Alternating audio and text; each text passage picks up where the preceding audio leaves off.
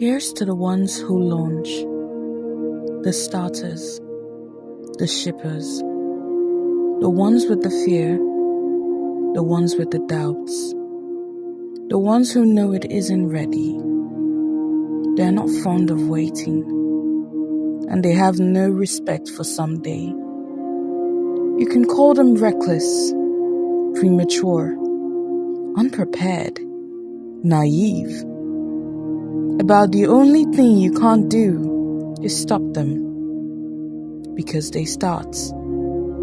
They build while failing. They move the country forward. While some may see them as reckless, we see courage. Because the people who are scared enough to know it won't be perfect are the ones who just launch.